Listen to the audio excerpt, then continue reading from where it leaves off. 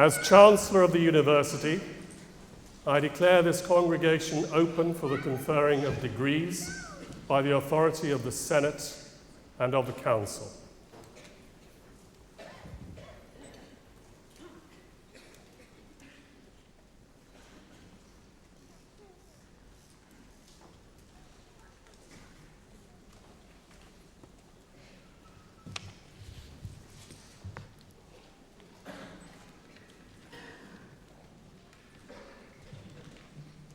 Lord Lieutenant, my Lord Mayor, distinguished guests, parents, friends, colleagues and graduands, as Vice-Chancellor, I am delighted to welcome you all to this degree congregation.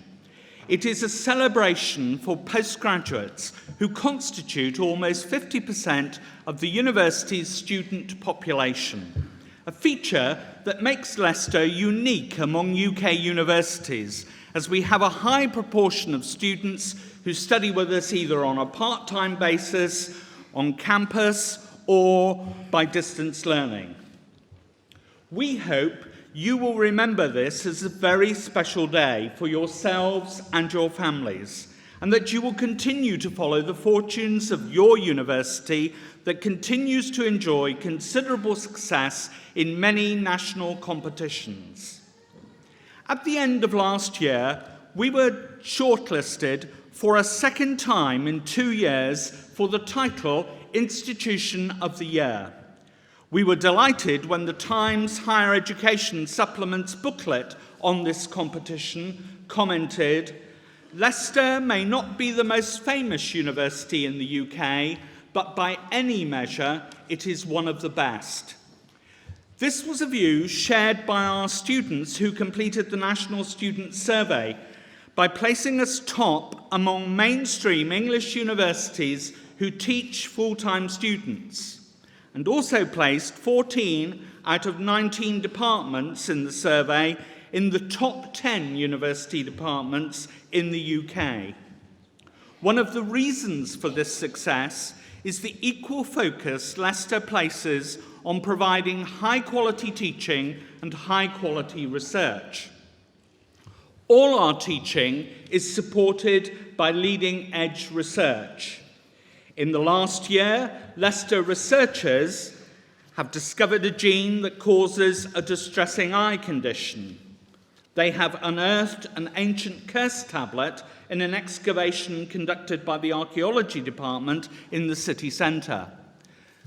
They have developed a technique to reveal earthquake faults. They have identified how teaching methods could benefit English schools and raise student achievement.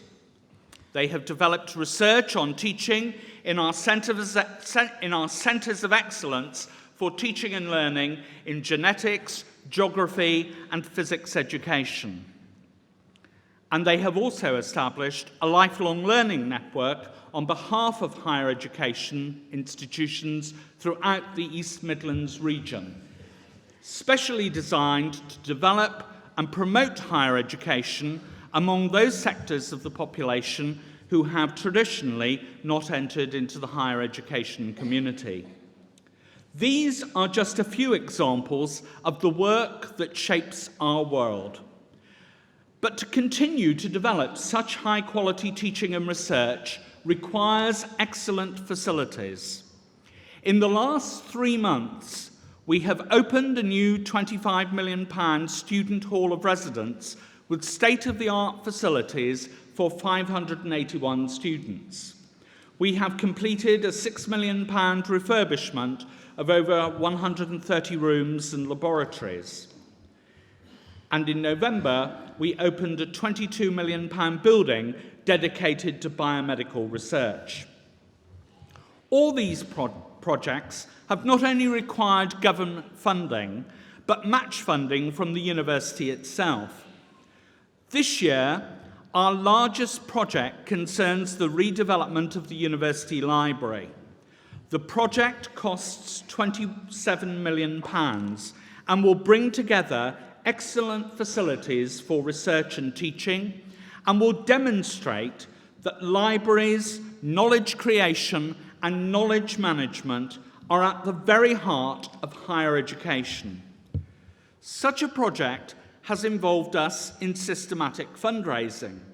Indeed, we are almost at the end of our campaign for this major project, for which we have already raised £10 million in donations. However, just in case you're tempted, we are always ready to accept new donations, including today. Any university requires multi-million-pound investments for new buildings, laboratories, classrooms and equipment, and Leicester is no exception. It is therefore essential that government funding continues to help transform universities throughout the country. But this funding needs to be placed alongside our own fundraising. And I hope those of you who graduate today will wish to continue to support your university in many different ways through our Alumni Association. However, it is also important to remember those who have supported you through your university career. And before I close, I would like you to join me in a round of applause for your parents, relatives, sponsors and friends, all of whom have made your achievements possible today.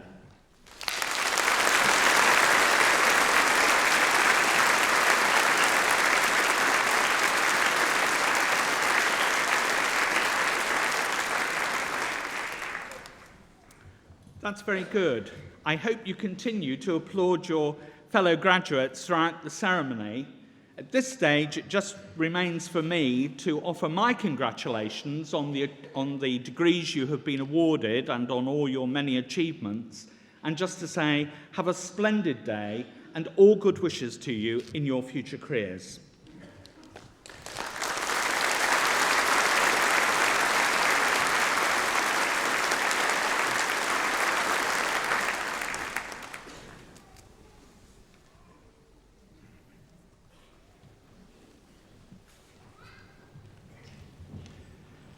Linda Jones has been the Regional Offender Manager for the East Midlands since December 2004.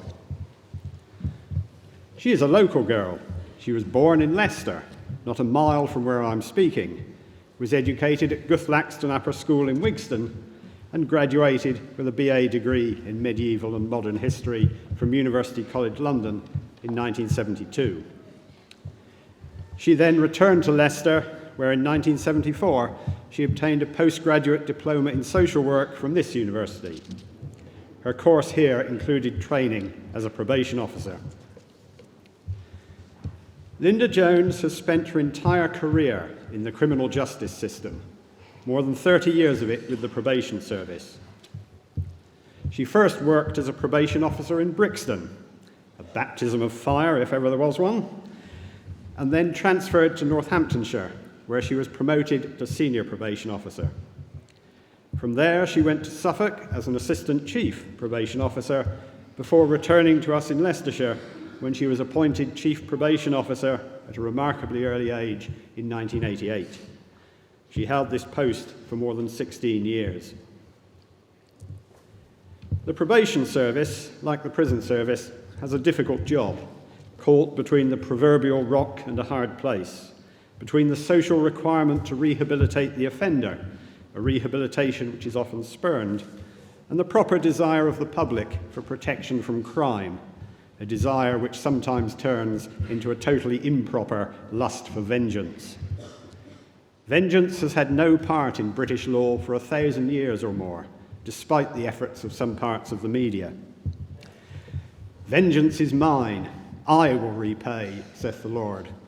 No mention there of the news of the world. However, the appropriate balance between rehabilitation and protection is a proper subject for debate, in which the probation and prison services must participate, but which is a matter to be decided by the people through Parliament. None of this, of course, absolves the probation and prison services from blame when, under the current state of legislation, they make mistakes. Under the leadership of Linda Jones, the Leicestershire and Rutland Probation Service enjoyed comparative freedom from such errors. In January 1998, Linda Jones was temporarily seconded to the Home Office as Assistant Director of Regimes with special responsibility for women prisoners. This was in response to the 1997 report, Women in Prisons, by Sir David Ramsbottom, the Chief Inspector. In this report, he stressed the importance of the appointment of a director with specific responsibility for women's prisons and made this his first recommendation. Linda Jones occupied this post for 3 years, advising ministers on how to implement the 160 recommendations in the report. About 2/3 of female prisoners are serving sentences for drug or drug-related offences. Rehabilitation is especially important and particularly difficult for such offenders. The problems experienced by women prisoners on release are also rather different from those experienced by men. They tend to respond differently to the possible probation and patrol regimes which may be imposed, so that much thought ought to be given to the type of regime imposed. Linda Jones' long experience in the probation service made her an obvious choice for this work. She soon ensured that the distinctive needs of women prisoners were recognised and that there was a clear focus on the key issues. 2 pilot programmes with the objective of reducing reoffending were quickly established at Holloway and Style prisons. In 2000, Linda Jones was appointed CBE in recognition of her work with the Home Office and the Probation Service. Linda Jones returned to the National Probation Service, the Leicestershire and Rutland area, in 2001 and led it through continual improvement until it was placed at the top of the national performance tables, ahead of 41 other areas, in 2004, a position it maintained in 2005. The Leicestershire Probation Service significantly surpassed the benchmarks in the important areas of returning to court those offenders who breached their probation orders and in imposing drug treatment and testing orders, which provide intensive supervision and support to combat drug abuse by offenders in rehabilitation. The area was showing excellence in both protecting the public and seeking to reform the offender. In 2004, regional offender manager posts were created after the establishment of the National Offender Management Service, a part of the Home Office, which funds and commissions services from both the prison and probation services and from other organisations providing services for offenders. There are 10 such posts covering England and Wales. Their mission is to cut reoffending rates and improve rehabilitation by ensuring that the work done with an offender in custody is built on when they are released back into the community. With her extensive experience of both the probation and prison services, Linda Jones was an obvious candidate for the post of Regional Offender Manager for the East Midlands, and she was duly appointed in December 2004. Mr. Chancellor, on the recommendation of the Senate and of the Council, I present Linda Mary Jones, that you may confer on her the Honorary Degree of Doctor of Laws. Madam, I admit you to the degree of Doctor of Laws to result in your knowledge. Many knowledge of that.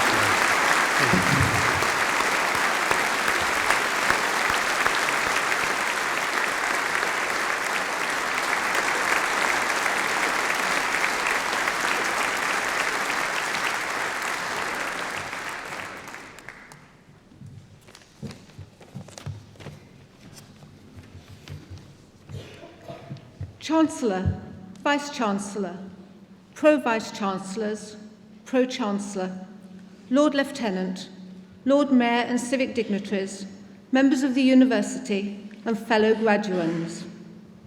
I am honoured and delighted to accept this honorary degree of Doctor of Laws from such a distinguished and respected university, and one with special associations for me. As you heard earlier, I was born less than a mile from here. The area around the university was my home territory until we moved out into the county. At that time, a lot of the land on which the university now sits was open space or residential. It has been amazing to see the university expand and diversify so successfully. The university is also special to me, as it was here that I trained to be a probation officer. The learning and experience I got from that postgraduate course at the School of Social Work put me in good stead for the challenges I have since faced in my career. I thank you for it. As you have heard, I have spent over 34 years in the criminal justice system. From the moment of training to be a probation officer to this day, a decision I have never regretted. It is not always a straightforward course, but one which has brought immense rewards. Not, I have to say, particularly financially, but by providing offenders with the help they need to stop offending, and by this means contributing to a better quality of life for our communities. Over 50% of crime is committed by those who have offended before. So if we can reduce reoffending, it can make a real difference to the lives of many people. This is the challenge I now face as Regional Offender Manager for the East Midlands. It is my responsibility to identify what services offenders need in prison and the community to reduce reoffending, and to commission those services from prisons, probation, the voluntary or third sector, and private companies. I cannot do this without the advice and partnership working of many disciplines, including some of you here today. Researchers, for instance, play a critical role in providing evidence of needs and what works in reducing crime. Fellow graduates, I hope that some of you will see your future in the criminal justice system. We need you. You will have had, like me, excellent teaching and preparation from the university. I can guarantee you a busy, demanding, sometimes frustrating career, but also a very worthwhile one.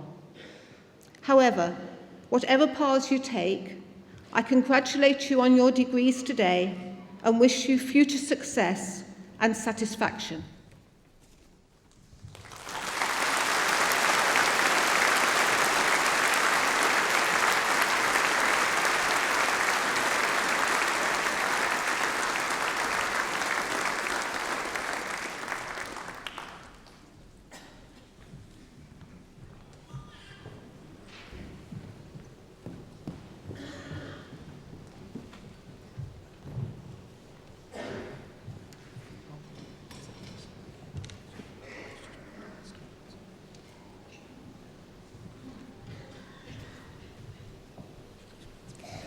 The graduands in the Faculty of Arts will be presented by the Dean, Professor Shattuck.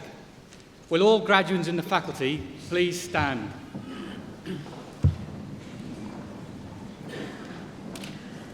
Mr. Chancellor, I ask you to admit these candidates from the Faculty of Arts to the several degrees for which they are presented. Graduands in the Faculty of Arts, by the authority of the Senate, I admit you to the several degrees for which you are presented.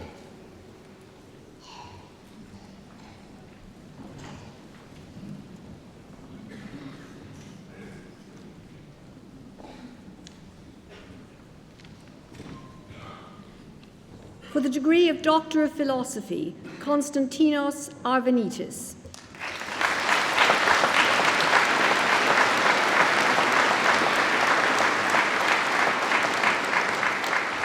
Jennifer Baird.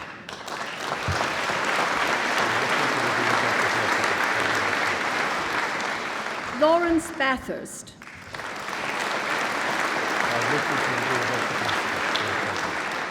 Avril Morris.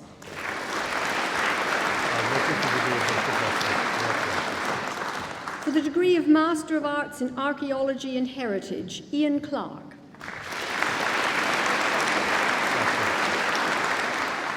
Graham Colley.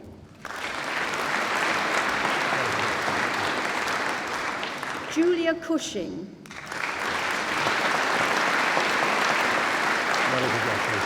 Well done.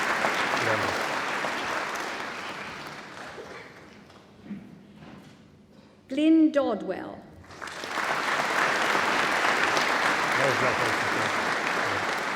Christopher Gidlow.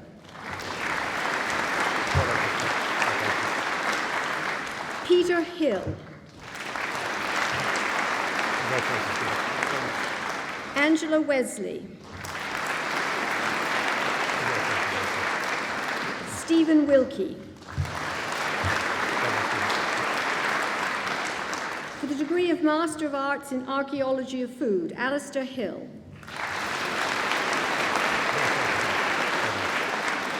For the degree of Master of Arts in Art Gallery Studies, Stephanie Clark.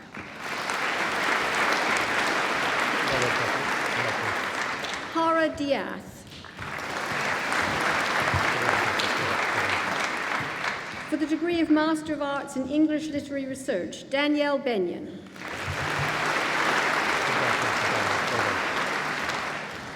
Natalie Jones. For the degree of Master of Arts in History, Christine Lester. Peter Martin. Jenny Mitchell. John Pibworth. Patience Weston. For the degree of Master of Arts in Humanities, Ming Chung. Graham Riddleston. For the degree of Master of Arts in Modern Literature, Julia Ellis. Hannah Freeman.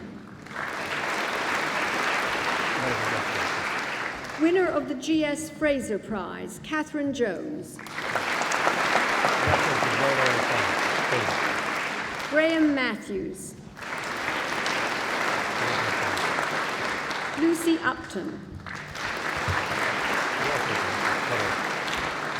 For the degree of Master of Arts in Museum Studies, Catherine Aronson. Aisha Afridi. Ilaria Benzoni. Emma Calver. Tracy Cook. Faye Davenport. Jane Downham. Nicola Fegeter. Melanie Furman. Alison Gagg. Winner of the Raymond Singleton Prize, Susie Gardner. Victoria Guest. Jennifer Hall. Jamie Harvey. Christina Hornback. Dita Havid. Kentaro Akida. Helen Langford. Anna LaBelle. Hawk Wang Mack. Amanda McDonough. Andrew Merkin. Yohi Nakata. Gareth Newfield. Gemma Oakley. Lisa Parnaby. Megan Price. John Pulford. Victoria Sabin. Nicola Sherhod. Pippa Sheriff. Edward Smith. Claire Sturman. Kenna Trahan. Sophia Sakala. Alison Waghorn, Amy Wegerhoff, Kathleen Wiedemann, Leanne Westwood, Jennifer Waymark, Efpraxia Samani, Zhangji Zhao.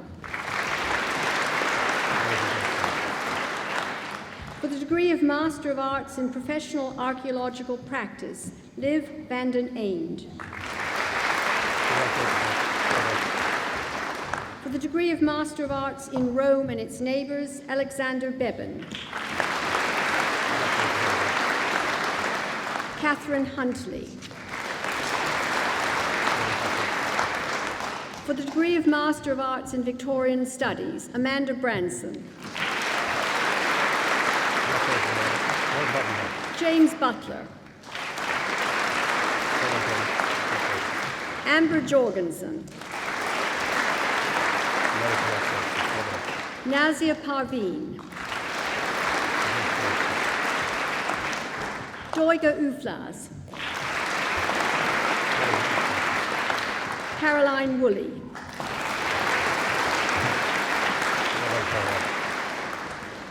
Mr. Chancellor, I ask you to admit to the several degrees for which they are presented by my faculty those candidates who are absent. By the authority of the Senate, I admit those candidates who are absent to the several degrees for which they are presented.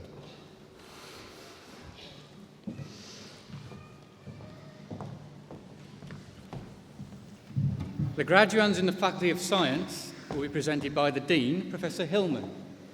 Will all graduands in the faculty please stand?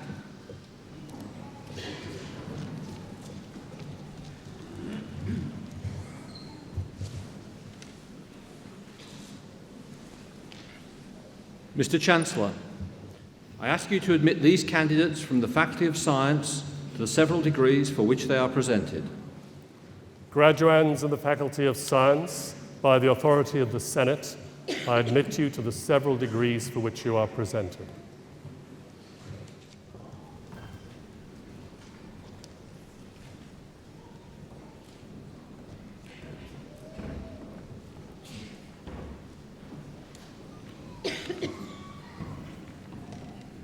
For the degree of Doctor of Philosophy, Lubna Al-Karouzi.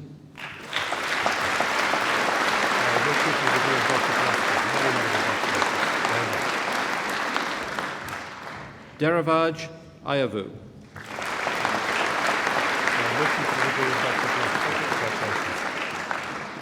Thomas Bell.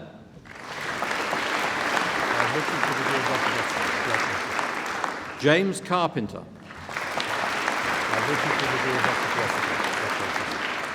Johan Champere.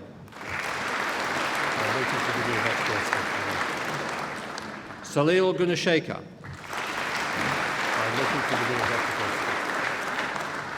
Fraser Hamilton.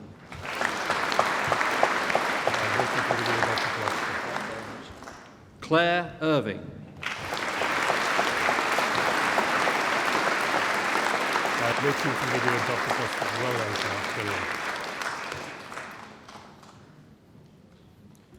Katrina Jackman.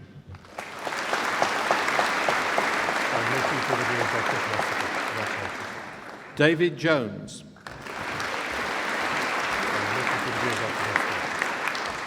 Claire Maher.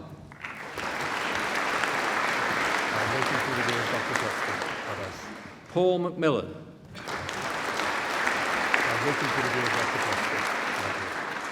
Shizanga Muelwa.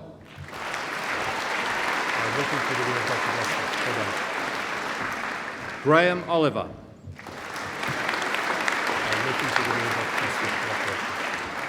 Donna Palmer.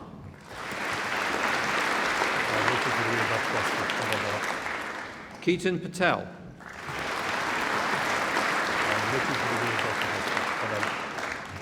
Anne-Marie Stobart.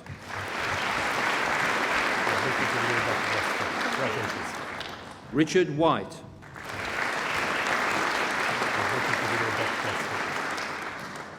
For the degree of Master of Philosophy, Kathleen Webber.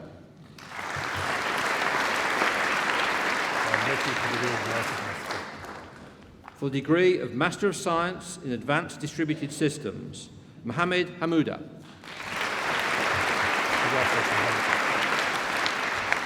Anton Usik.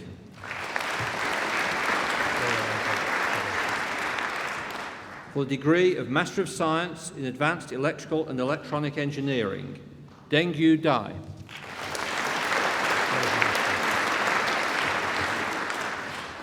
Winner of the Engineering Departmental Certificate, Zhao Ran Han.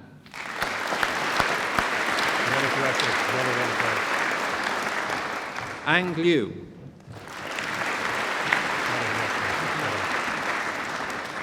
Gaurav Mukherjee.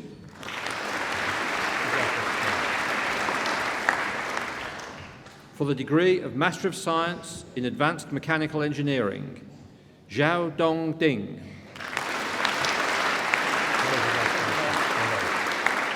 Fang Guo. Chao Liu. Zhenyu Sun. Gang Wang. Lai Zhang.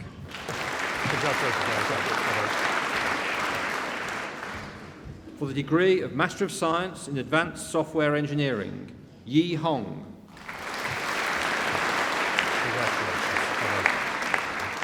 Jun Lee.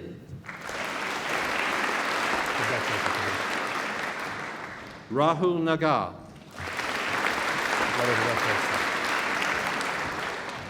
Zhaoyan Ren. Bhavik Sanghavi.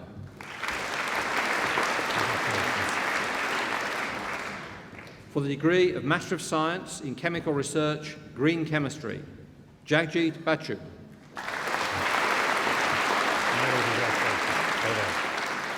Fai Chan.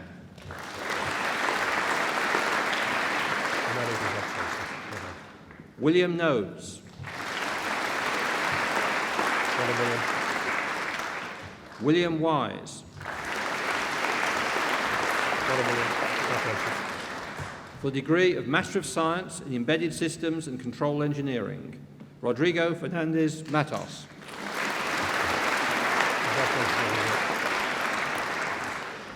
Muhammad Irfan.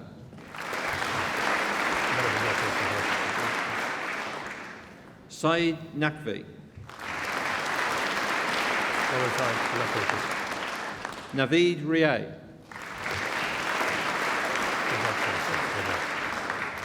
Cleveland Shaw.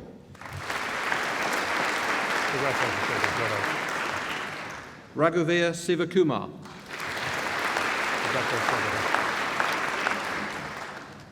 For the degree of Master of Science in Environmental Informatics, Gilbert Alando.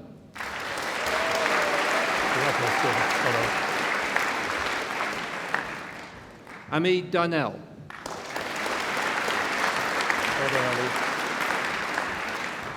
Michal Pavlis.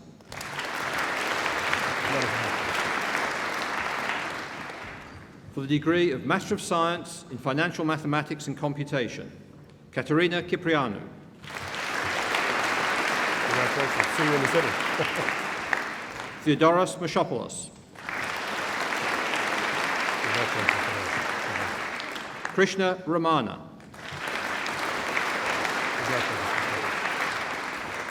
Christopher Smurden.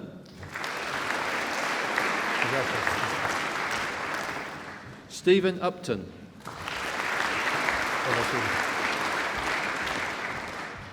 For the degree of Master of Science in Geographical Information Systems, Adesanya Aini.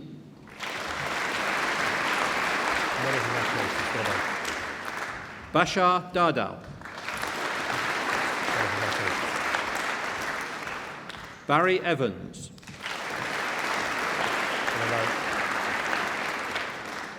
Paul Grundy. Abbas Hireso.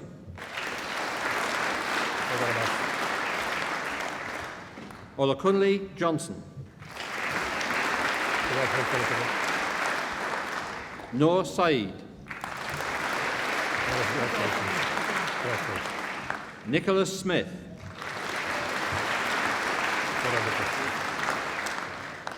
For the degree of Master of Science in Geographical Information Systems and Archaeology, Meredith Lee. James Westerman. For the degree of Master of Science in Information and Communications Engineering.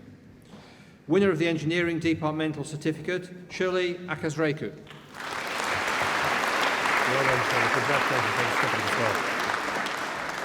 Isaac Boakai.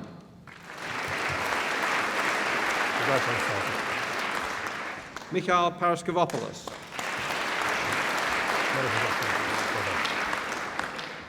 Jia Zhang.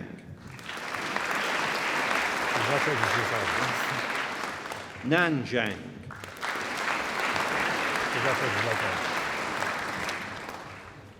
For the degree of Master of Science in Physical Geography, Stephen Grebe.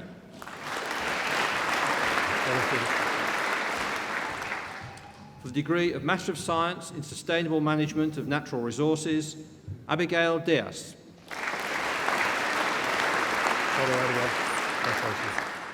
Toby Dunford. Saeed Shah.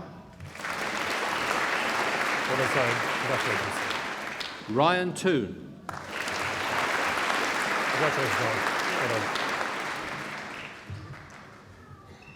Mr. Chancellor, I ask you to admit to the several degrees for which they are presented by my faculty those candidates who are absent. By the authority of the Senate, I admit those candidates who are absent to the several degrees for which they are presented.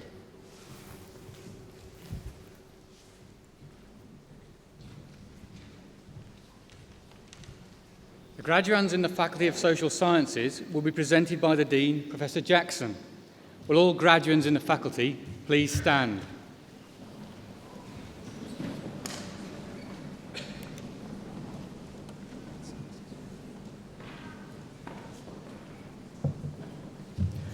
Mr. Chancellor, I ask you to admit these candidates from the Faculty of the Social Sciences to the several degrees for which they are presented. Graduands in the Faculty of the Social Sciences, by the authority of the Senate, I admit you to the several degrees for which you are presented.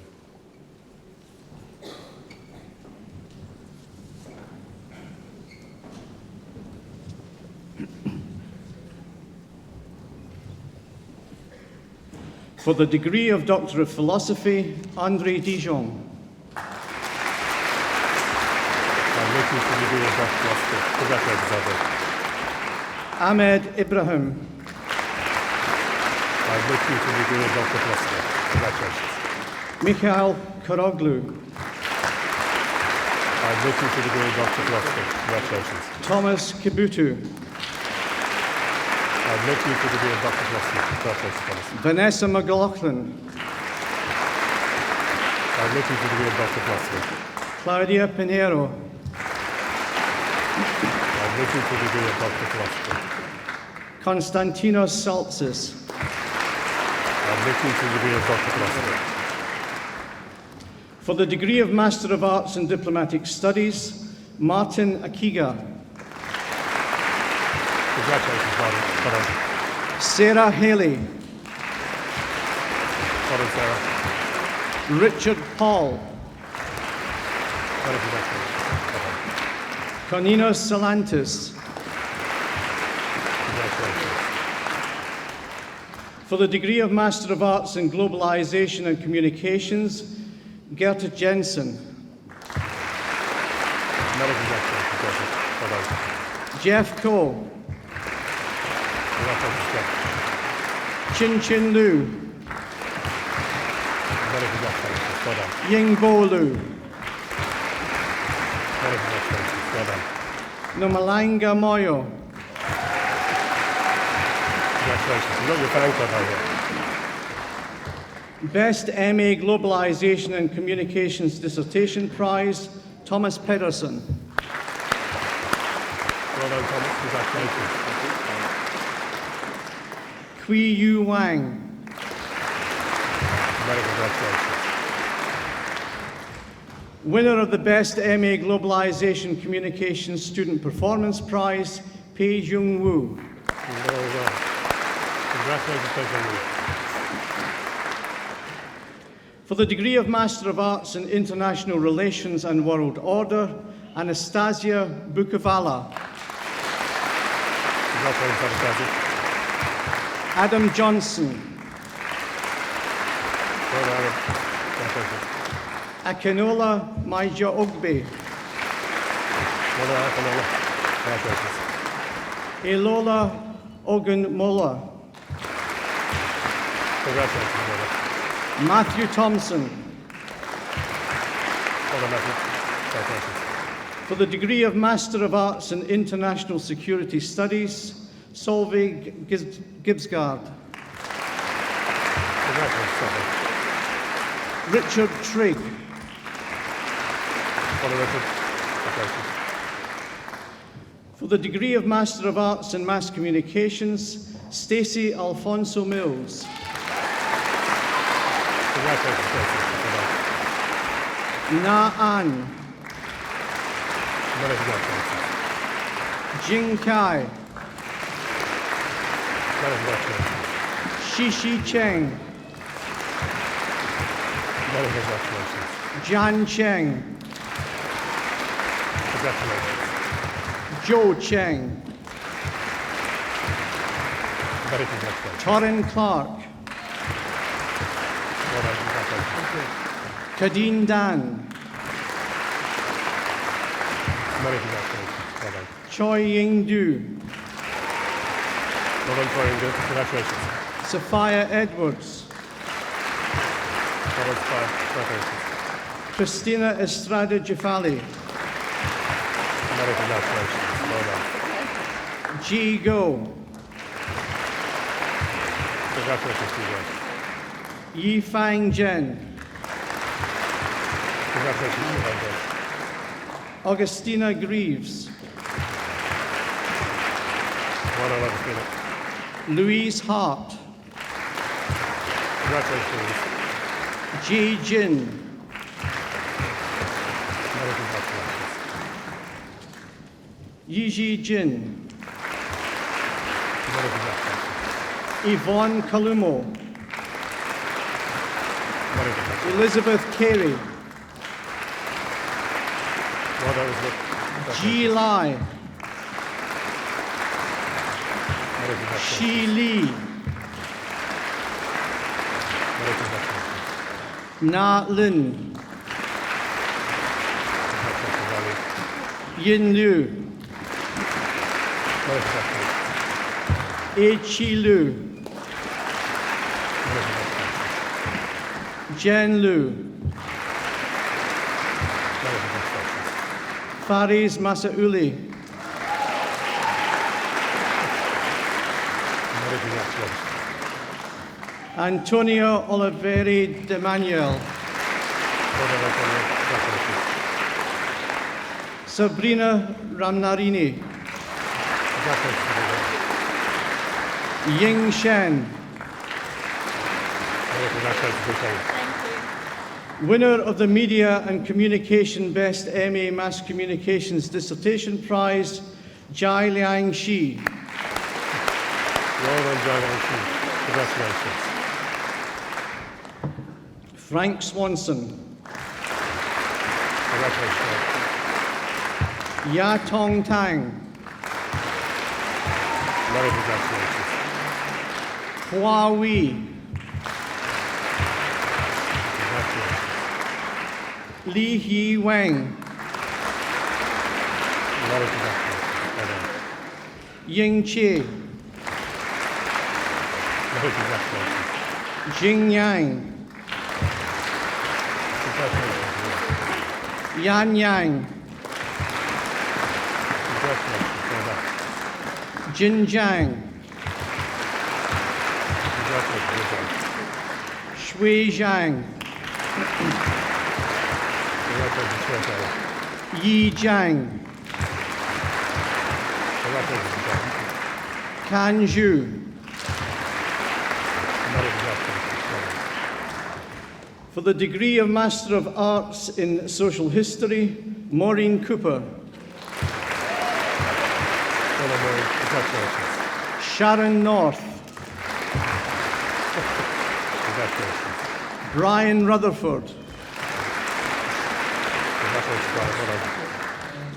for the degree of Master of Arts in Sociology of Sport, Rochelle Derry, Andrew Gouldson, Christoph Wagner, for the degree of Master of Arts in Urban History, Michelle Knibb, Angarad Paul, Stephanie Van Houtenven,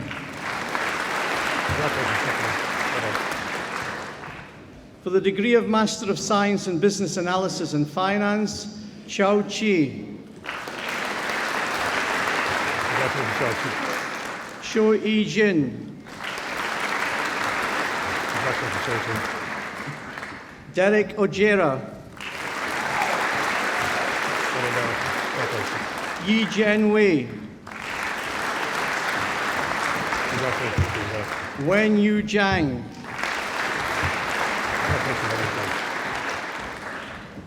for the degree of Master of Science in Economics, Pak Yi Lee, Rabi Nasser,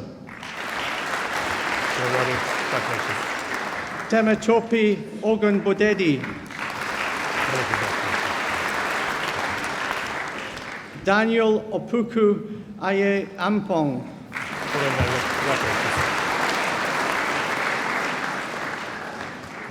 for the degree of Master of Science in Financial Economics, Ya Asanti, Hazar Badran, Iman Chima, Ernest Efuribi, Asaf Khan, Cheng Ho Liu, thank you. Ravinder Titria,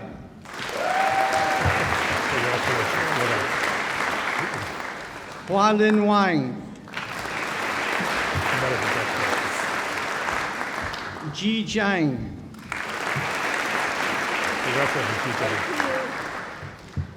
for the degree of Master of Science in Media and Communications, Min Shu Chu,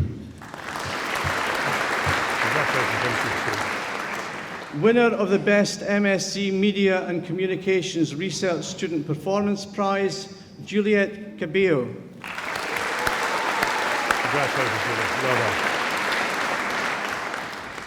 Winner of the Best MSc Media Communications Research Dissertation Prize, Christina Kakatil.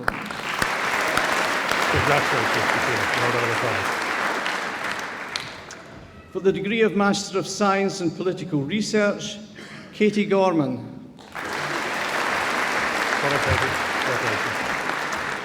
Phil Zakarishi.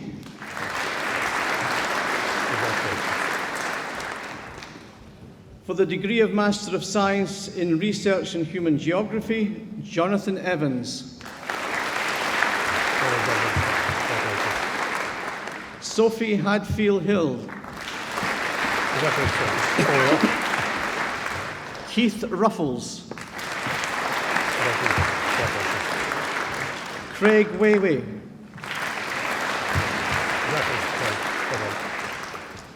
For the degree of Master of Science in Social Research, Sevilla Karalambos.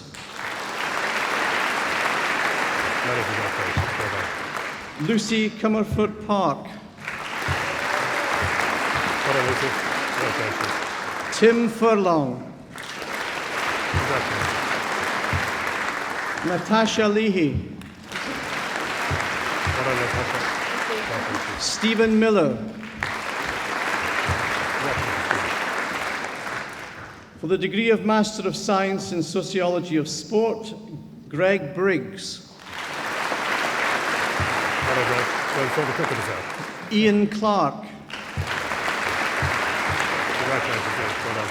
Linda Coughlin.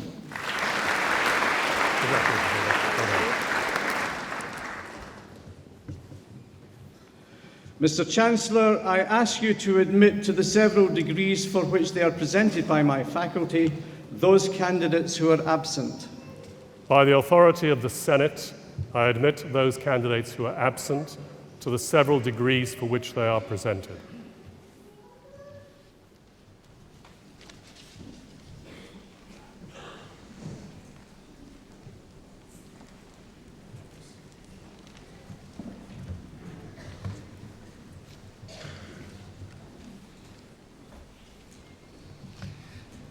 Keith Julian was for many years this university's registrar and secretary, and he enjoys a national reputation as the registrar who has enabled us to flourish in areas in which other universities have not been so successful. Those who are close to Keith know that he is also a fisherman, whose piscatorial skills are a reflection of the qualities that made him a great registrar. There are, in the world of literature, two fishermen who embody these qualities. One is Isaac Walton, who fished in Staffordshire and in 1653 published a book called The Complete Angler, or The Contemplative Man's Recreation. Keith Julian, like Walton, often had occasion to turn the contemplative side of his nature to the question of how to outwit a wily pike. For there are more sharp-toothed pikes in universities than in the River Dove. The other eminent literary fisherman is Hemingway, whose passion was big game fishing. Some of you will have read The Old Man and the Sea, in which the fisherman fights the giant marlin for 2 days and nights, only to have it eaten by sharks as he returns to shore. Keith has hunted giants such as marlin and tarpon and has pitted his strength against theirs. In universities, such giant predatory fish are known as professors, and Keith was not in the habit of losing any encounters with such monsters of the educational seas. Game fishermen of Hemingway's generation killed their opponents, but Keith is not known to have murdered a professor, however much his patience may have been tried. Characteristically, he releases his catches back into the water alive, and they swim away, marlin and professors alike, chastened by a clear sense of who is in charge. But what is a registrar and secretary, and how does one become one? The closest analogy is provided by the civil service, in which the cabinet secretary does a job that in many ways resembles Keith's. On the one hand, the cabinet secretary is head of the civil service, so the permanent undersecretaries of each department of government report to him in the same way that the directors of finance, estates, and so on report to the registrar. On the other hand, the cabinet secretary is responsible to the cabinet, which at this university is known as the Vice-Chancellor's Advisory Committee. Analogies to Yes Minister inevitably come to mind. And how does one become the registrar of a major university? In Keith's case, the journey started here in Leicester, for he is a son of this city. He attended Wigston Grammar School, which is the antecedent institution of the sixth form college with which we share our site and indeed our west entrance. He first came through what is now entrance 1 almost 50 years ago, intent on visiting the grammar school and impressed with the large number of buildings that made up the school. He was later to discover that many of the buildings belonged to the University College, which in 1957 became University of Leicester. We were born as a university as Keith came up the drive. After grammar school, Keith left Leicester to study modern languages at Cambridge, but on graduating he returned to his native city where he became an assistant in our university library and then an administrative assistant in the chemistry department at Loughborough. He then came back to this university and to a series of posts in the academic office, the secretarial and planning office, and the finance office. This was the golden age before the advent of the specialist administrator, and administrators were generalists who turned their hands to whatever tasks were at hand. Keith even sat on interview panels, and one of those whom he helped to hire almost 30 years ago was your orator. That freedom to move around the administration gave Keith a broad range of experience, which meant that when he became registrar and secretary in 1993, he knew where all the bodies were buried. Keith has worked with 4 chancellors, 5 chairmen of council, 6 treasurers, 4 vice-chancellors, 24 pro-vice-chancellors, and 4 registrars. He has attended some 150 meetings of council, 200 meetings of Senate, 2,000 meetings of the various boards and committees of those bodies, and some 25,000 routine business meetings. He has also attended almost 200 degree congregations, and so on countless occasions has sat on this stage as his successor is now, quietly ensuring that everything goes smoothly. The honor that we are bestowing on him today is not, however, a reward for long service or endurance. Keith is here because he has, perhaps more than any other individual, given this university its distinctive shape. If we are asked what feature distinguishes this university from all others in Britain, we proudly reply that we are the only university that has as many postgraduates as undergraduates. That has been possible because under Keith Julian's guidance, our modes of teaching extended decisively to include postgraduate distance learning. Keith, uncharacteristically for a fisherman, is modest about his accomplishments, and in the case of distance learning, is fond of saying that he simply allowed it to happen. That is not so. He made it happen while fostering the illusion that it was the work of others. The result of his work in distance learning is some 13,000 graduates who have been awarded degrees, another 7,000 who have been awarded diplomas and certificates, and a total income from this activity of more than £130 million. Today, we honour Keith as our colleague, but another honour has been conferred from a different perspective, that of the students. Students tend to see the registrar in 2 very different circumstances. On the one hand, if a student does something very bad, then he or she is likely to appear before the registrar for final judgment. On the other hand, the exemplary officers in our students' union happily see the registrar regularly. Registrars may treat students suspiciously as the enemy or supinely as the customer, but Keith Julian treated them as part of our common enterprise, and generations of sabbatical officers learned that his primary concern was not to censure, but to offer support.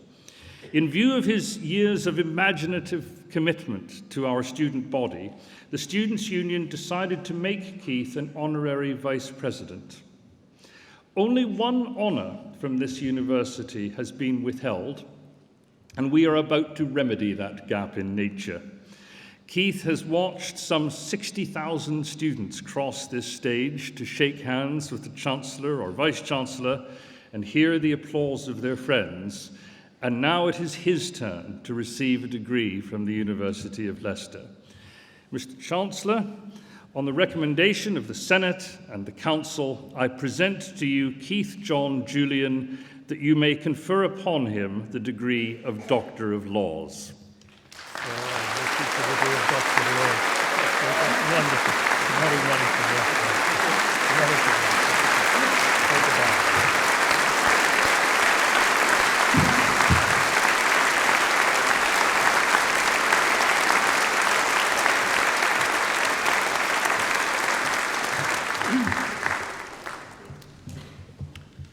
Chancellor, Vice-Chancellor, Pro-Chancellor, Pro-Vice-Chancellors, Lord Lieutenant, Lord Mayor and civic dignitaries, distinguished Honorary Fellow, President and Vice Presidents of the Students' Union, public orators, friends, fellow graduands and guests. Standing at this lectern today is a man who is immeasurably proud of and deeply moved by the very great honour that has just been bestowed upon him. I wish to record my gratitude both to the Senate and the Council of the University, by whose authority such honours are conferred, and to Professor Gordon Campbell for the generosity of his oration. Although inevitably it is my name alone which will appear on the certificate recording the conferment upon me today of this honorary degree, I wish to dedicate this award to and share it with the very many friends and colleagues who served with me in the university's administration from 1972 up to my retirement last July. The efficiency and the effectiveness, and in Leicester's case, I can assure you, the relative economy of the support services, have constituted a vital underpinning for the university's primary activities of teaching and research. A good number of those friends and colleagues are here in this hall today, and I take this opportunity to salute what they have contributed to the many successes of the institution over that period. In seeking to explain to you why the university should have decided to honour me in this way, the orator placed particular emphasis on one aspect of my contribution, namely my work in facilitating the development of distance learning at postgraduate level. I know that he did not actually use the verb facilitate, but I do so advisedly. Just as in relation to my more strictly administrative duties as registrar, it was appropriate that I acknowledge the achievements of the administrative and support staff, so it is fitting in relation to this supplementary aspect of my work that I acknowledge the achievements and contributions of the many academic colleagues with whom I worked. In a university context, innovation of the kind we were engaged in is necessarily born of academic vision and realised through academic commitment and resolve. Two measures of the success of my academic colleagues are, first, that the number of students officially recorded as being registered on distance learning courses rose from 0 in 1988 to 1,700 by 1993, to 4,700 by 2000, and to 7,300 by 2006. And second, as the orator remarked, some 20,000 distance learning students have already attained their qualifications. They are being joined today by many hundreds more, both those here in person and those who are prevented by long distance from being here. I am delighted to be sharing this special day with them. Clearly, many academic colleagues have played an influential role in these achievements, and it is invidious to pick out one for special mention. But I am going to do so, for there is one individual among them who did play a genuinely pivotal role. That individual is Professor Peter Jackson, who is sitting behind me in the splendid blue robe and whose presentation of graduands we've just witnessed. Peter is now Dean of the Faculty of the Social Sciences, but before that he was for many years the Foundation Director of our Management Centre, which still accounts for more than 60% of our distance learning activity. As the pioneer of distance learning provision in his discipline, Peter had a uniquely clear vision of the benefits that study through distance learning could offer. For some, a chance to develop their knowledge and skills beyond the level of their first degrees without having to leave their employment. For others, who for whatever reason had not been able to attend university to read for a first degree, a chance to resume their education on the basis of credit given for their experience and achievement in the world of work. For all, an opportunity to rise to the intellectual challenge of study at postgraduate level in a leading university which, in the words of its learning and teaching strategy, is committed to critical intellectual development through guided learning in a research environment. Peter drew on that vision to inspire, influence, motivate and mentor many others, not only in his own department, but also in other disciplines which now offer courses by distance learning. Thanks to you, Peter, on behalf of all of us, for all you've done. Now, those present who have worked with me will know that I do actually find it difficult not to try to inject a bit of humour and fun even into the most formal occasions. This, I have to confess, has sometimes got me into trouble. But on this day and in retirement, I feel that I may be, to a degree at least, beyond formal censure. So here goes. Now, I don't need to look across to the Vice-Chancellor at this juncture to know that he is now showing signs of being a worried man. I'll let him worry away a little longer and leave till later my few words on Vice-Chancellors. Although it may just be that Vice-Chancellors have on occasion been known to make a contribution to what comes next. The public orator referred to the Registrar's role as being similar to that of the Cabinet Secretary. One of the burdens attaching to that role, and indeed that of senior administrators generally in a university, comes in the form of the many, many hours spent multitasking, I think is the modern awful word, as participants in and secretary to the many committees that governance of a traditional university involves. Why so many committees, one might ask? Some would say that the explanation can be found in the following professional rules for decision avoidance. 1. When it is not necessary to take a decision, it is necessary not to take a decision. 2. If you can avoid a decision, do so without delay. 3. If you can get someone else to avoid a decision, don't avoid it yourself. 4. If you can't get anybody to avoid the decision, appoint a committee. As I've said, committees do indeed place a heavy responsibility on their secretaries. The following ditty is attributed to a cabinet secretary from the early part of the 20th century, and it runs, "And so as the members depart to their dinner, the secretary stays growing thinner and thinner, racking his brains to record and report what he thinks they will think they ought to have thought." But therein lies the administrator's true reward: order out of confusion and satisfaction for all. The Secretary has the final say by being able to frame the minutes, and the members will reflect, as they approve those minutes at their next meeting, how incredibly wise they were at their last one. And so on to Vice-Chancellors. The orators likened professors to the marlin and the tarpon.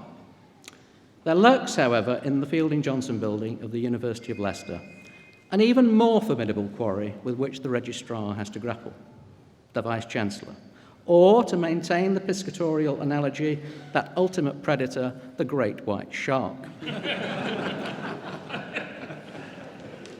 Each of the 4 Vice-Chancellors I have served under has been, of course, sui generis, unique.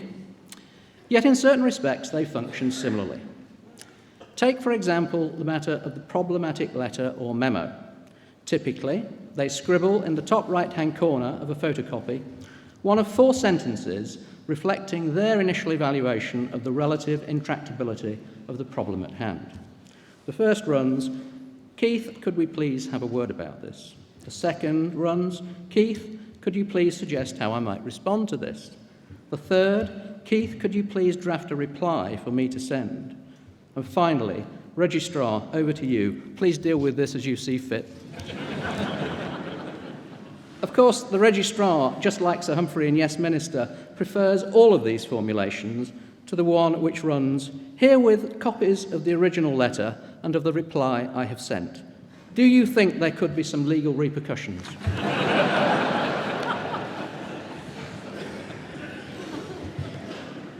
More seriously, though, I have been fortunate indeed in the Vice-Chancellors it's been my privilege to serve: Sir Fraser Noble, Sir Maurice Shock, Ken Edwards and Bob Burgess, the present Vice-Chancellor. And it is a matter of very great pleasure for me that in addition to Bob, present here today to share my special moment is Sir Maurice Shock, Vice-Chancellor from 1977 to 1987. Maurice influenced and inspired me greatly in the middle part of my career, as indeed did Professor Jerry Birnbaum, my predecessor in the Office of Registrar, who went on to be Vice-Chancellor of South Bank University and who is also here with us today. As I reflect on my 60 years, I feel a sense of great good fortune.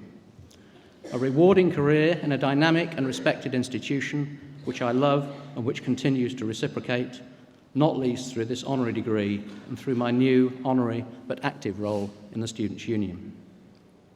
The Angler's Prayer, several times answered. For those not familiar with this, it runs, "Grant that I may catch a fish so big I have no need to lie. and in Kathy, up in the balcony, a partner whose support, forbearance and love have been unfailing, even when they were not deserved. To all of you who are also graduating today, I wish similar good fortune in your professional and personal lives. To the anglers among you, tight lines. To my new alma mater, the University of Leicester, thank you for all you have given me, and long may you flourish.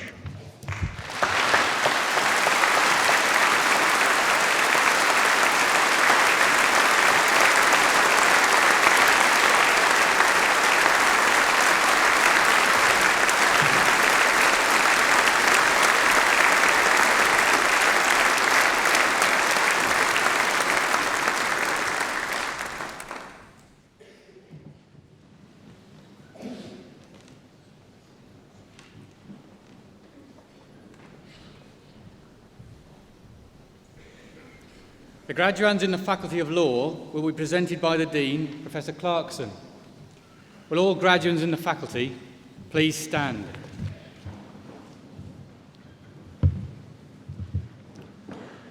Mr. Vice-Chancellor, I ask you to admit these candidates from the Faculty of Law to the several degrees for which they are presented.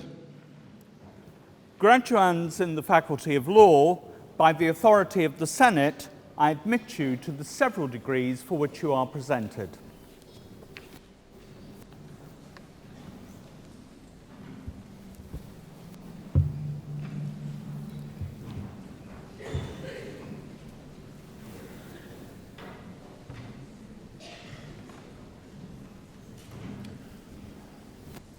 For the degree of Doctor of Philosophy, Elwyn Jones. I admit you to the degree of Doctor of Philosophy. Congratulations. Well done. For the degree of Master of Laws, Obaid Al-Mutawa. Congratulations. Well done. Lee Chen Lin. Congratulations. Shervay Mackenzie. Congratulations. Eric Nkundumbuano. Congratulations. Jagminda Rathi. Congratulations. For the degree of Master of Laws in European Law and Integration, Erkan Ozbek. Congratulations. For the degree of Master of Laws in Human Rights, Nadia Ali. Congratulations. Well done. Thank you. Darshan Azad. Congratulations. Catherine Bell. Congratulations. Malgozath Kristikiewicz. Congratulations. Kazi Osman. Congratulations. For the degree of Master of Laws in International Commercial Law, Nevi Agapiu. Congratulations. Yan Di. Congratulations. Thank you. Wei Wei Dong. Congratulations. Songfen Du. Congratulations. Guo Xiang Ho. Congratulations. Thibard Lelong. Congratulations. Yusuf Khan. Congratulations. Well done. Romain Luciani. Congratulations. Sinan Misili. Congratulations. Ahmed Niaz. Congratulations. Anne-Marie Nikkanen. Congratulations. Satish Puthan Madahil. Congratulations.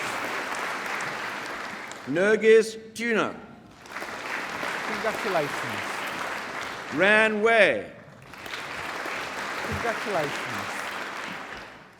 Winner of the Felicidad Martinez Purinos Memorial Prize, Ki Hua Yan. Congratulations, and many congratulations on your prize. Well done. Xing Zhang.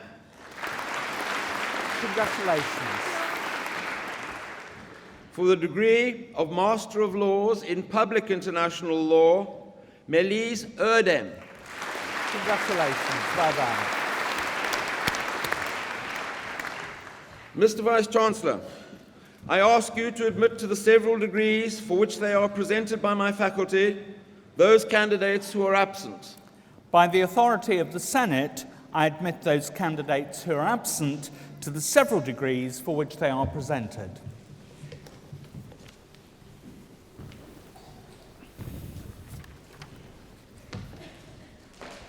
The graduates in the Faculty of Medicine and Biological Sciences will be presented by the Dean, Professor Lauder. Will all graduates in the faculty please stand?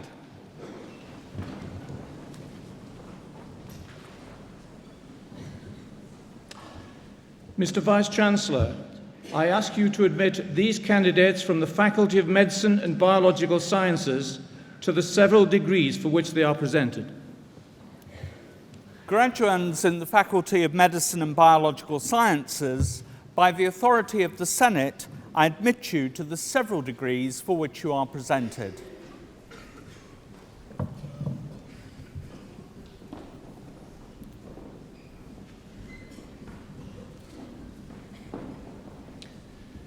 For the degree of Doctor of Science, Wilhelm Schwebler.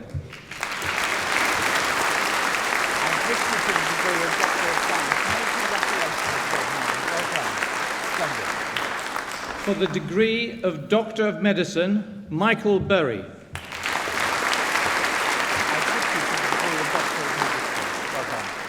Mohammed Chowdhury.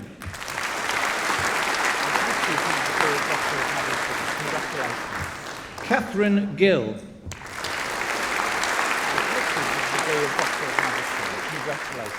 For the degree of Doctor of Philosophy, Jackie Appleby.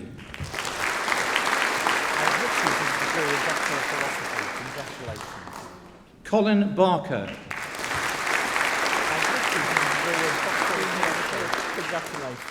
Paula Bartlett. I admit you to the degree of Doctor of Philosophy. Congratulations. Joanne Baxter. I admit you to the degree of Doctor of Philosophy. Congratulations. Joanne Cow. I admit you to the degree of Doctor of Philosophy. Congratulations. Kate Hammond.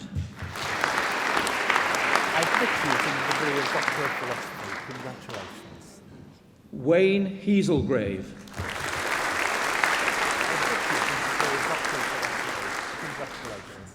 Victoria James. I admit you to the degree of Doctor of Philosophy.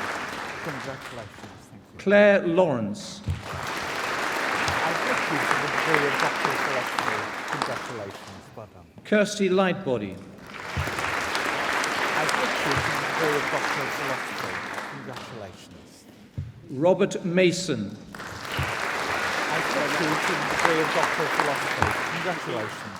Philip Monaghan. Doctor of Philosophy. Congratulations. Katrine Morrissey. I admit you to the degree of Doctor of Philosophy. Congratulations. Nima Rezai Mozen. I admit you to the degree of Doctor of Philosophy. Congratulations. Annette Schaefer. I admit you to the degree of Doctor of Philosophy. Congratulations. Thank you very much. Gavin Wyman. Congratulations. Thank you. For the degree of Doctor of Clinical Psychology, Kevin Baker.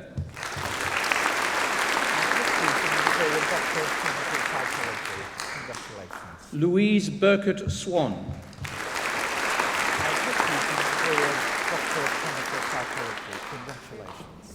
Joanne Horton.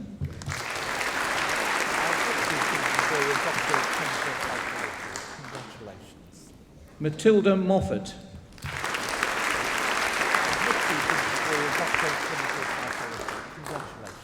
Laura Skinner.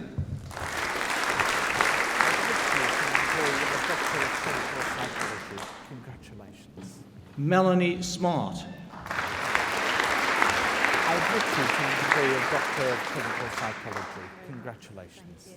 For the degree of Master of Arts in Social Work, William Agyapong. Congratulations. Gladys Asiedu. Congratulations. Angela Baker. Congratulations. Aurelia Bankui. Congratulations. Tracy Barron. Congratulations. Well done. Catherine Bennett. Congratulations. Anna Callow. Congratulations. Nina Gibbs. Congratulations. Herdipal Kaur Johal. Congratulations. Gurdeep Kalsi. Congratulations. Well done. Emmanuel Kum. Congratulations. Anna McCall. Congratulations. Grace Mwangi. Congratulations. Stephen Richardson. Congratulations. Sadaf Sanabar Khan. Congratulations. Lisa Walker. Congratulations. Caroline Wangui. Congratulations. Well done. Judith Weston. Congratulations. For the degree of Master of Science in Applied Forensic Psychology, Carly Angus. Congratulations. Well done. Selina Clement. Congratulations. Laura Coles. Congratulations. Julie Curran. Congratulations. Helena Day.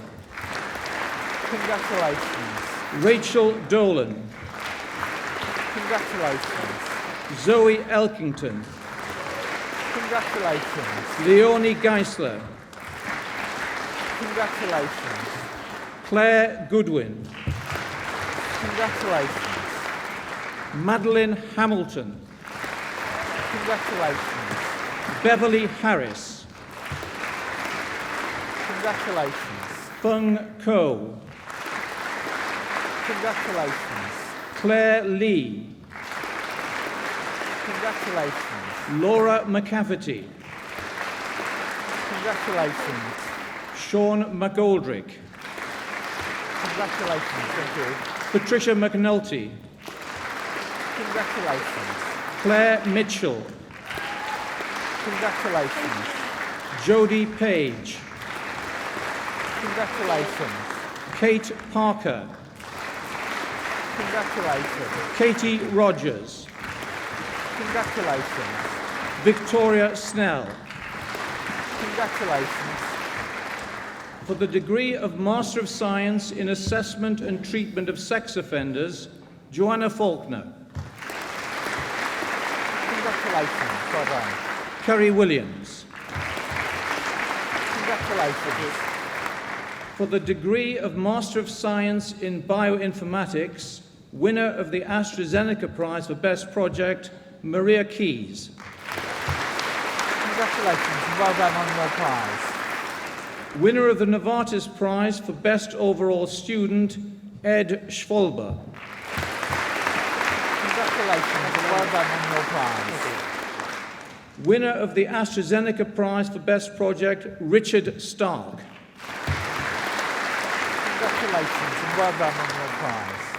For the degree of Master of Science in Cancer Cell and Molecular Biology, Louise Blakemore.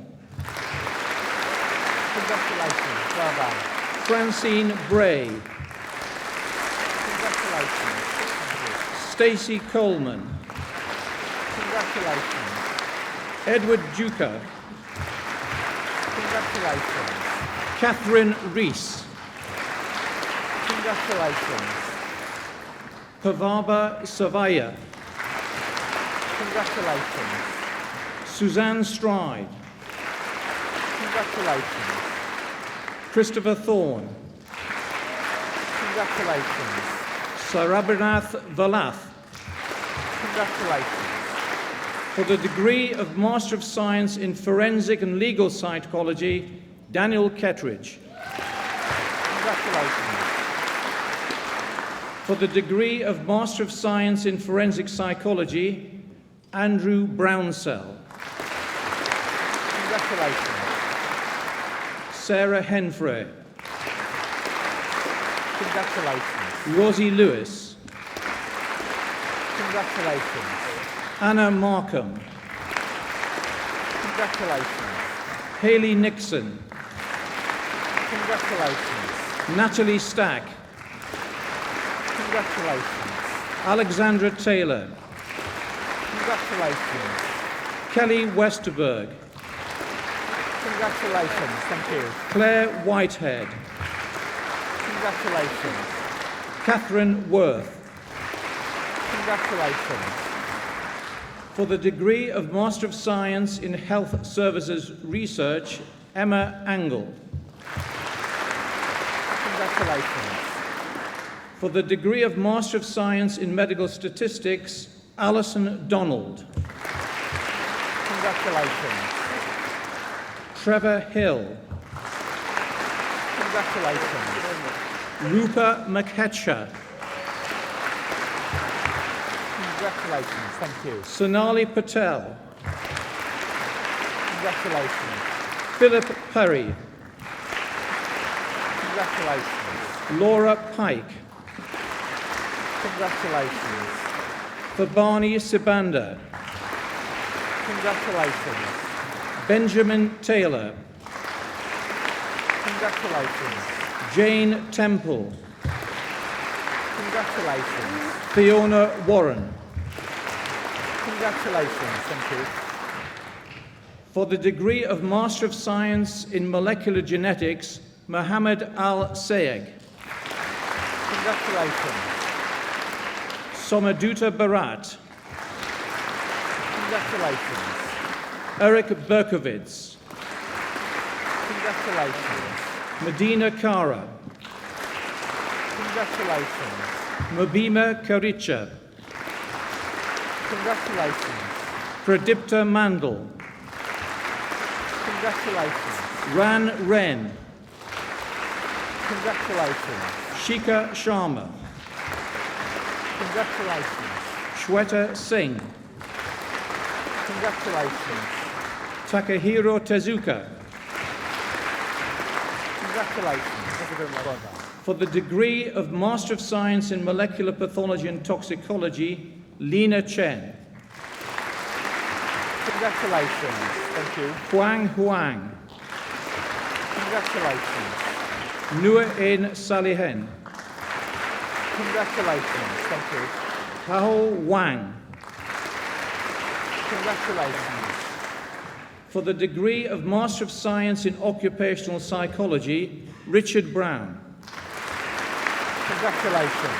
Adrian Grant. Congratulations. Louise Hawker. Congratulations. Mark Lydon. Congratulations. Lucy Norman. Congratulations. Anthony Piercy. Congratulations. Emma Redding. Congratulations. Well Matthew done. Stafford. Congratulations. For the degree of Master of Science in Pain Management, Joanna Liebenberg. Congratulations. Hassam Metwali. Congratulations. Well done. Rosemary Mitchell. Congratulations. For the degree of Master of Science in Psychological Research Methods, Anna Kulunti. Congratulations. Well done. For the degree of Master of Science in Psychology of Work, Ian McClellan. Congratulations. Michael Mullins. Congratulations. Fiona Wong. Congratulations.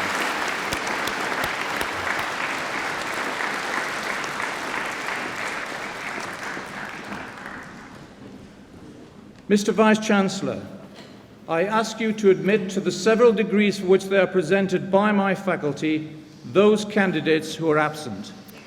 By the authority of the Senate, I admit those candidates who are absent to the several degrees for which they are presented.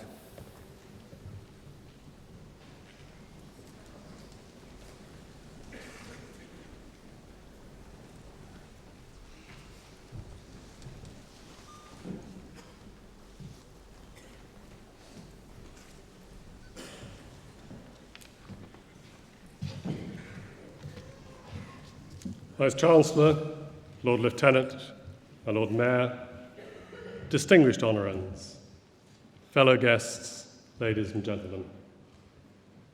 First of all, can I finish where our Vice-Chancellor started earlier in congratulating all of you who have graduated here today.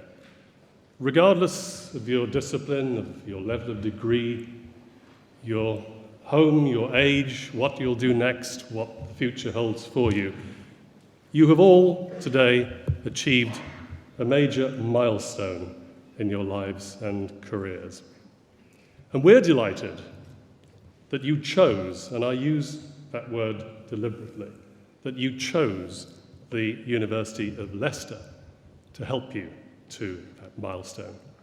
From now on, you are alumni of our university, of your university, and we'll watch your future careers and your lives with keen interest. It's also wonderful for me as Chancellor to look up and see a hall packed with your parents, your friends, your supporters.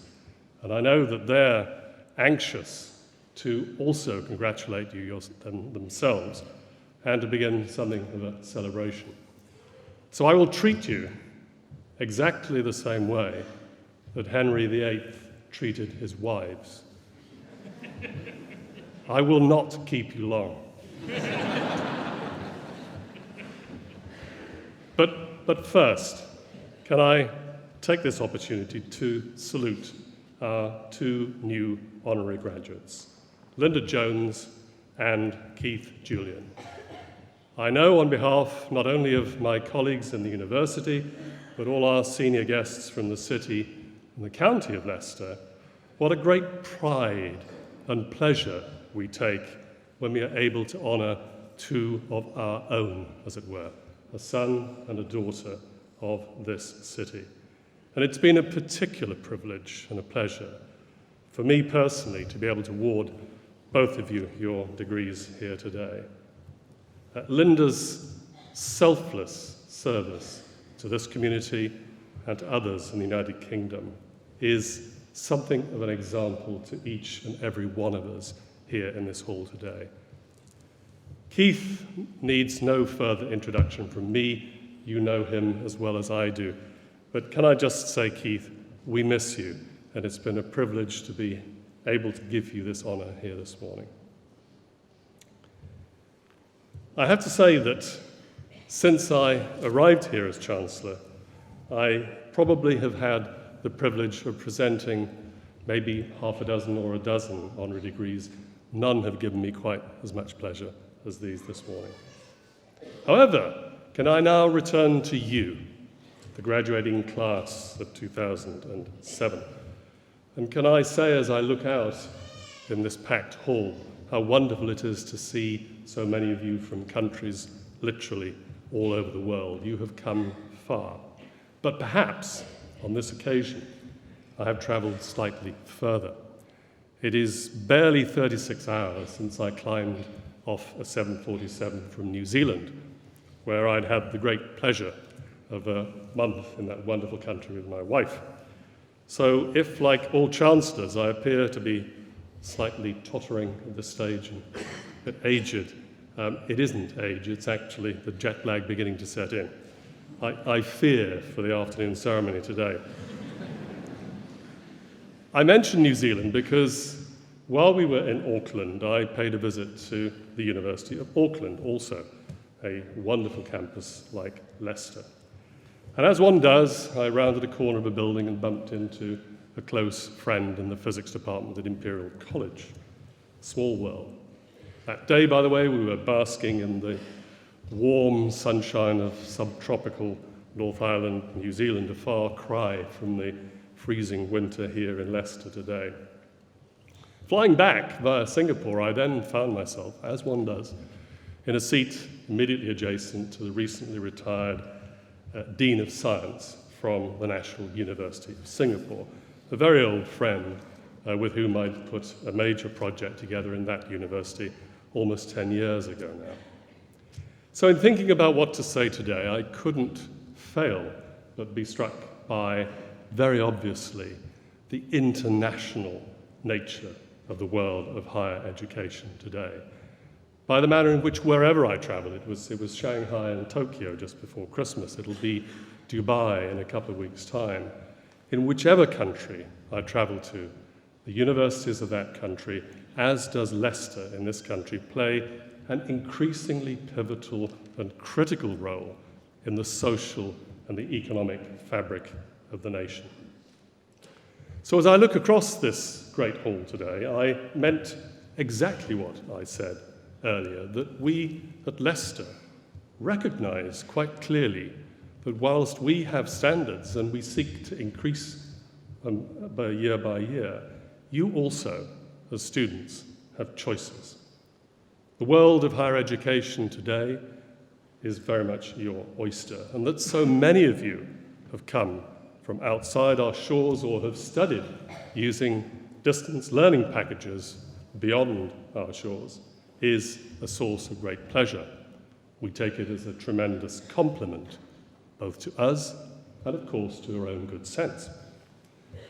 The question of choice, of course, is even more relevant to today when all of you are graduating with a postgraduate degree.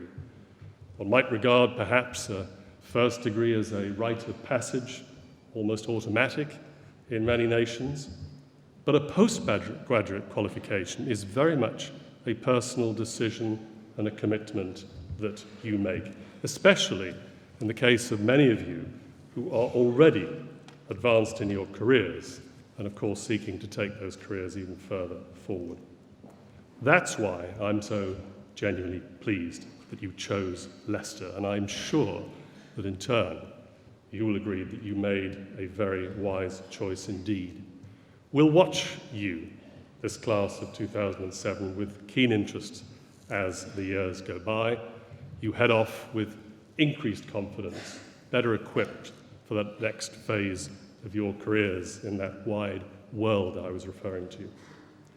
But please, stay in touch with us. Do come back and see us. Our reputation as a university rests on what you, our alumni, now achieve in your careers and your lives. So may I finish, quite simply, where I began, with my warmest personal congratulations and my very best wishes to all of you for health and happiness in the future.